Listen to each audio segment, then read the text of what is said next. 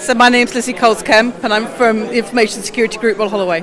Okay, fantastic. So what's your project and what are you talking about on the stand? So we have a scoping study on families disconnected by prison, and we've been looking at why different communities of families who have a family member in prison do or don't engage with the informational support provided to them. So we started by working with some families who do engage. We worked with the prison in the northeast of England in the visitor centre, and we specialise in engaging with groups who don't normally take part in research. So we started building a paper collage. It takes months because you've got to encourage people to engage, and we ask questions around informational support, but within a context that they wanted to talk about, and they wanted to talk about the visiting journey.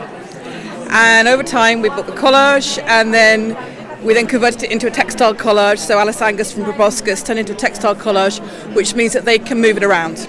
And a copy of the collage has gone to prison, which is very exciting, but also it's being used as part of training. At the same time, we worked out in the communities around Durham, Newcastle, Sunderland, and started to build up a network of family members who don't engage with informational support. We started to ask why. And we used a similar sort of process, but more asking head-on questions, because that's how they wanted to engage. So it was all driven by them. And they came up with alternative methods for engagement. So we have some prototype puzzles over there in the corner, which one of the groups thought would be perhaps a way to how we provide services to service consumers who don't see themselves as consumers, but also through film. So AHRC was great and provided money for developing film, and we've developed 3 films. They're out already in the community. They're again picked up by training programs, but they're also going out on social networking across those communities and really connecting with families who up until that point haven't seen themselves as being able to engage with support. So that's what we've done. Very much community-led.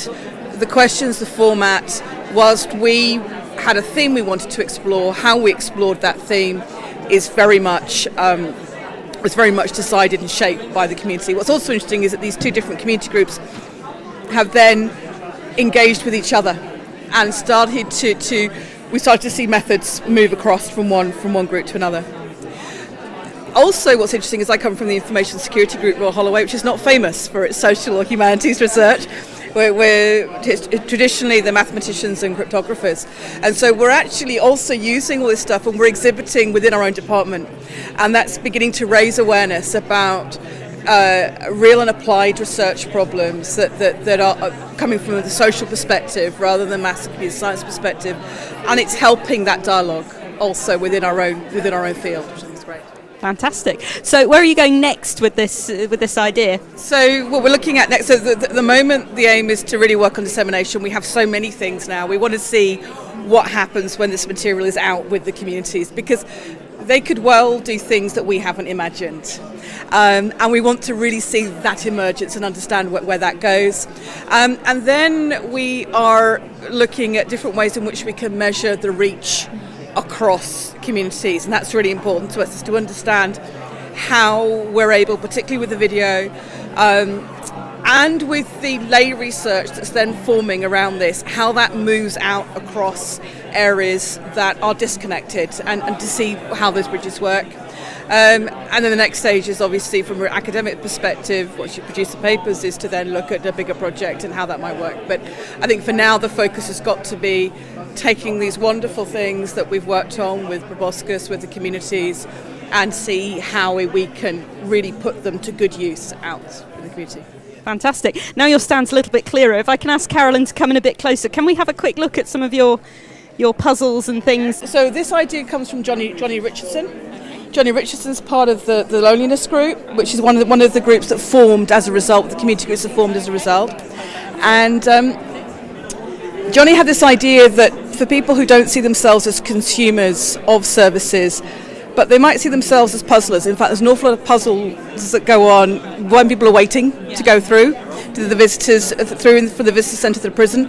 And we also work with ex-offenders, the boundary between people who are inside, have been inside, and families. It's all part of a very complex relationship.